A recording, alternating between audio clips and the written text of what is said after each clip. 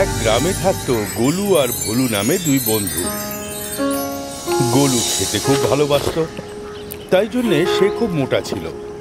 আর ভোলু খেলতে খুব ভালোবাসতো, তাই জন্যে ও লম্বা ছিল, রোগা ছিল এবং চনমনে ছিল।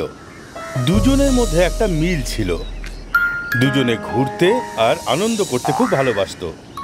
প্রায় ওদের মধ্যে খাওয়া দাওয়া এবং খেলাধুলো নিয়ে ঝগড়া হতো। গোলু বলতো আমি খাবো, আর ভোলু বলতো আমি খেলবো। তাও ওদের দুজনের মধ্যে একটা বন্ধুত্বের সম্পর্ক ছিল। একদিন দুজনের মধ্যে আলোচনা হলো। বলছিলাম কি না গোলু, অনেক দিন হয়ে গেছে আমরা কোথাও ঘুরতে যাইনি, আর অনেকদিন মজা করাও হয়নি।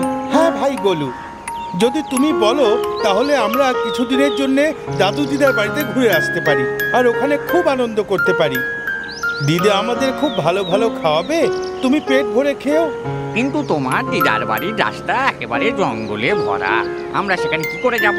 জন্তু জানোয়ারদের আমি খুব ভয় পাই। যদি কোনো হিংস্র পশু চলে আসে তাহলে আমি পালাতেও পারবো না। সেসব চিন্তা করো না, আমরা সকাল সকাল তাড়াতাড়ি বেরিয়ে পড়ব, আর বিকেল হওয়ার আগে ওখানে পৌঁছে যাব। এই খুঁটিনাটি আলোচনা করে ওরা ওখান থেকে বেরিয়ে পড়লো, এবং বিকেল হওয়ার আগেই গোলু আর ভোলু দাদু দিদার বাড়ি পৌঁছে গেল। ওখানে সারা দিন গোলু খেতে থাকতো আর ভোলু খেলাধুলো করত। এইভাবে সময় যে কখন চলে যেত কেউ বুঝতেই পারতো না। একদিন গোলুর গ্রামের কথা মনে পড়লো। তখন ওরা গ্রামে ফেরার কথা ভাবতে লাগলো, আর ভোলুকে বলল, বন্ধু, এবার আমাদের গ্রামে ফিরে যাওয়া উচিত। আমরা এখানে এসেছি অনেক দিন হয়ে গেছে। ঠিক আছে বন্ধু, তুমি বলছো যখন, তাহলে চলো আজই চলে যাই। এই ভেবে ওরা দুজন ওখান থেকে তখনই চলে গেল। গল্প করতে করতেও ওরা যখন জঙ্গলের মধ্যে দিয়ে যেতে লাগলো, তখন ওরা সামনে দেখতে পেল একটা ভাল্লুক আসছে। ভাল্লুকটাকে দেখে ওরা দুজনে ভয়ে কাঁপতে লাগলো। আচ্ছা গোলু, এবার বলো তো কি হবে? এই ভাল্লুক তো আমাদেরকে খেয়ে নেবে। এই কথা বলে ভোলু দৌড়ে গিয়ে একটা গাছের ডালে উঠে পড়ল, কিন্তু মোটা বলে গোলু অত জোরে দৌড়তে পারল না। তাও কোনোভাবে গাছের কাছে পৌঁছে গেল, কিন্তু অনেক চেষ্টা করেও ও গাছে উঠতে পারল না। আর ভোলুকে বলল, বন্ধু ভোলু, আমার হাত ধরে আমাকে উপরে টানো, যাতে আমিও গাছের উপরে উঠে পড়তে পারি, তাহলে আমিও প্রাণে বেঁচে যাব।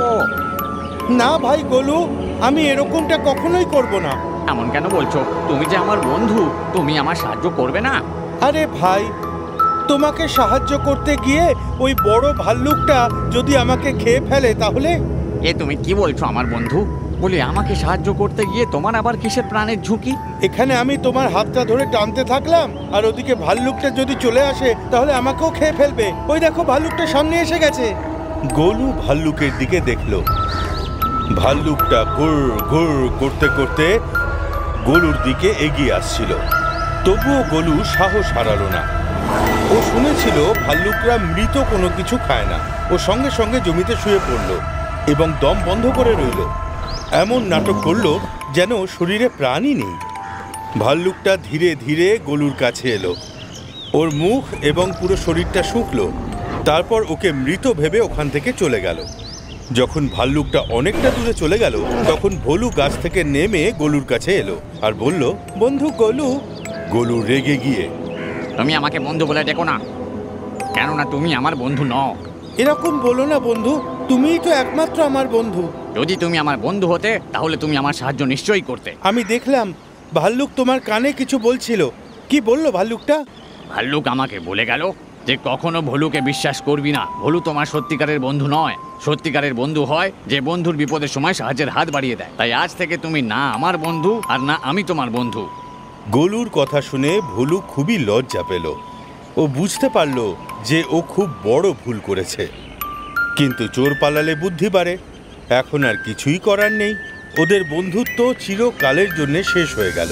শিক্ষা: বিপদে যে পাশে দাঁড়ায় সেই হলো আসল বন্ধু। আমাদের ইউটিউব চ্যানেল এখনই সাবস্ক্রাইব করুন। নতুন ভিডিও দেখার জন্য বেল আইকন টিপুন। আপনারা আমাদের ভিডিওতে কমেন্ট অবশ্যই করুন। ভিডিওটা লাইক করে নিজের বন্ধুদের সাথে শেয়ার করুন।